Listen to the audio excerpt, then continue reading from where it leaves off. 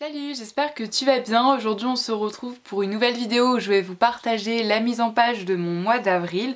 Donc le mois dernier, si vous voulez aller voir, j'avais réalisé la thématique de l'espace, donc pour le mois de mars. J'avais beaucoup apprécié la réaliser et ce mois-ci on va réaliser une autre thématique complètement différente puisque le thème qui a été voté en majorité sur Instagram, c'est le thème les oiseaux du jardin. Donc c'est une thématique très printanière je trouve. Ça a été aussi un petit défi pour moi parce que j'ai pas l'habitude de dessiner des oiseaux, donc je me suis pas mal entraînée. Mais j'espère quand même que cette thématique va vous plaire. Donc c'est ce que je vais vous partager dans cette vidéo. Mais avant de commencer plus en détail la mise en page de mon mois d'avril, j'avais envie de vous présenter un produit que j'ai reçu donc d'une marque française qui est Roller Shutters, j'espère que je le prononce bien, et j'ai trouvé le concept hyper cool. Donc en fait c'est une règle que vous pouvez utiliser pour tracer des traits basiques mais aussi pour tracer des traits plutôt chouettes, par exemple des petits traits comme ça sous forme de vagues. Il y a aussi ondulés vagues, il y a aussi pour faire des pointillés, donc voilà, il y a différents modèles. Donc je suis trop contente de pouvoir vous les partager parce qu'il s'agit d'une marque française et vous savez que ça me tient à cœur, d'autant plus que c'est vraiment un projet qui a été développé sur plusieurs années pour faciliter le travail des étudiants en architecture, mais ça peut très bien être aussi pour des fins d'organisation, notamment le bullet journal. C'est pour ça que ça coïncidait bien avec cette vidéo. Et donc son utilisation est vraiment très simple et très rapide, ça permet de gagner du temps lorsque l'on trace des traits tout en réalisant en fait des tracés propres. Donc vous pouvez retrouver les produits sur la boutique e-commerce que je vous mettrai en barre d'infos, mais aussi sur Amazon. Donc voilà à quoi ressemble la règle, elle est vraiment super cool, elle est assez rigide, enfin une règle vraiment classique. Et après vous voyez sur les côtés il y a du coup des petits onglets, que je pourrais appeler ça je pense, que l'on peut interchanger avec les autres. Donc comme ça c'est vraiment économique parce qu'on n'a qu'une seule règle, mais après on peut changer du coup pour changer les traits que l'on souhaite. Donc voilà, franchement je trouve ça hyper cool. N'hésitez pas, je mettrai les liens pour vous la procurer en description et c'est vraiment chouette. Je suis contente de pouvoir soutenir un projet made in France. Et donc maintenant on va passer à la mise en page du mois d'avril. Donc pour commencer, je viens faire la page de couverture, donc je commence par dessiner des petites hirondelles, c'est vraiment l'oiseau le plus simple je trouve à dessiner. Ensuite j'ai fait une petite cabane en bois, vous savez qu'on peut accrocher dans notre jardin pour accueillir justement les petits oiseaux au printemps. Donc voilà, j'ai fait quelque chose d'assez simple. J'écris le mois d'avril avec un crayon un petit peu plus épais pour bien qu'il ressorte parmi cette page. Ensuite tout en bas je vais faire une branche et là je viens coller un petit bout de washi tape parce que j'ai décidé de faire des feuilles et je voulais pas que ça dépasse, du coup je voulais un rendu net, c'est pour ça que j'utilise un morceau de washi tape, mais vous en faites pas, après je vais l'enlever par la suite. Donc j'ai fait deux types de feuilles et pour ces dessins j'ai pas utilisé de crayon noir, je les ai fait directement en couleur parce que voilà, c'était une question de préférence, mais vous faites comme vous voulez et vous voyez que le dessin est vraiment différent lorsqu'on choisit de ne pas faire de traits noirs auparavant.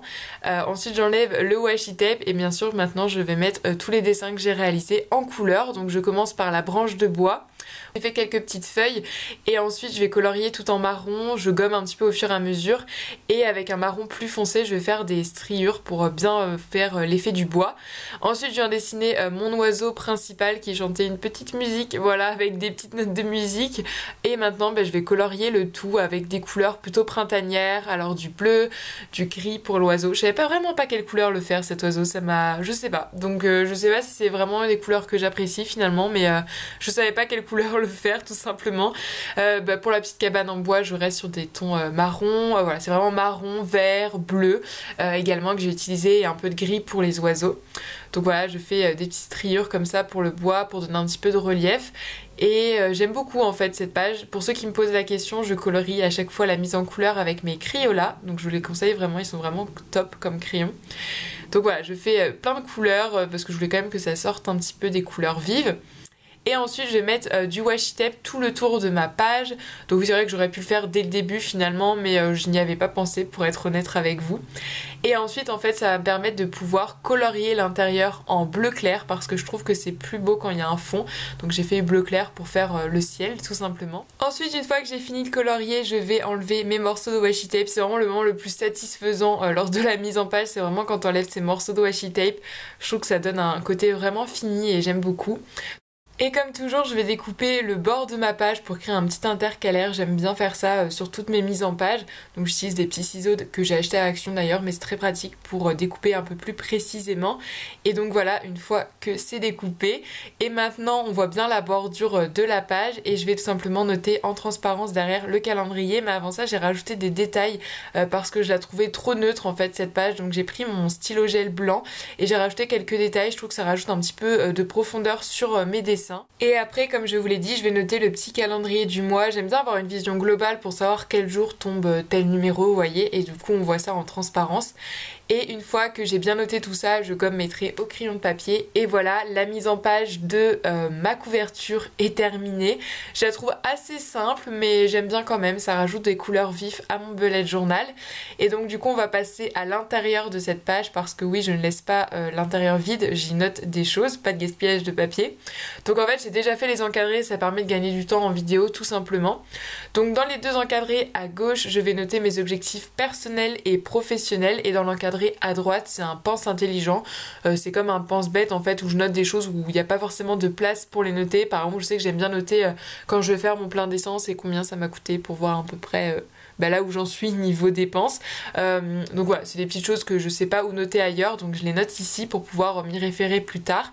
Et du coup, je vais faire des petits dessins à côté du mot mes objectifs. Donc voilà, je reste toujours dans les mêmes dessins, une petite cabane pour les oiseaux en bois, un oiseau un peu comme une hirondelle et aussi des plantes parce que j'aime beaucoup la végétation et je trouve que ça rappelle bien le printemps. Donc voilà pour cette double page qui est terminée. J'aime vraiment noter mes objectifs tous les mois. Je trouve que c'est important de pouvoir se fixer un ou deux objectifs par mois.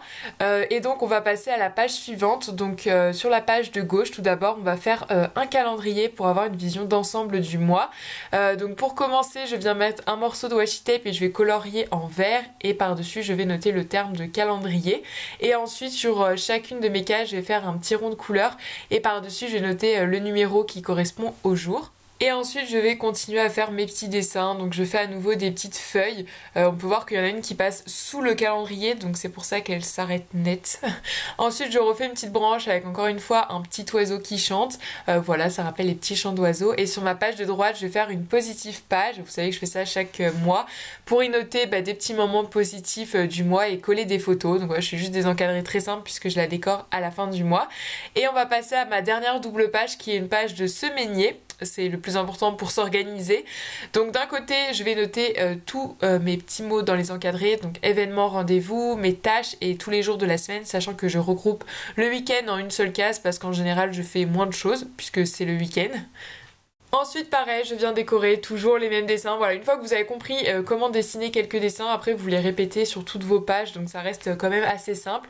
Je surligne la semaine en question. Alors vous voyez que je commence le 4 avril parce que le 1, 2, 3 c'est sur la mise en page du mois de mars.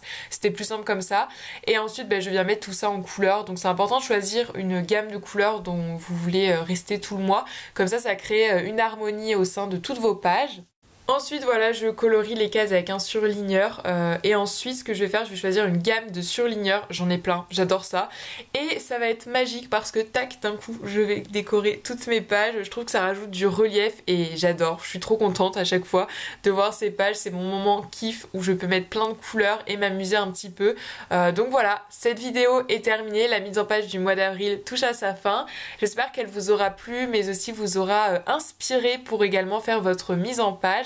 Ça a été quand même un challenge pour moi. Au début j'étais pas trop satisfaite de ce que j'avais fait, puis finalement avec le recul je me dis que c'est quand même bien. De toute façon le but d'un bullet journal c'est de s'organiser, donc l'esthétique c'est pas le plus important. Donc ouais, n'hésitez pas à aller sur ma boutique Etsy si vous souhaitez des planches de stickers pour décorer votre propre bugeot. Et sur ce, prenez soin de vous et on se retrouve la semaine prochaine dans une nouvelle vidéo. Bye!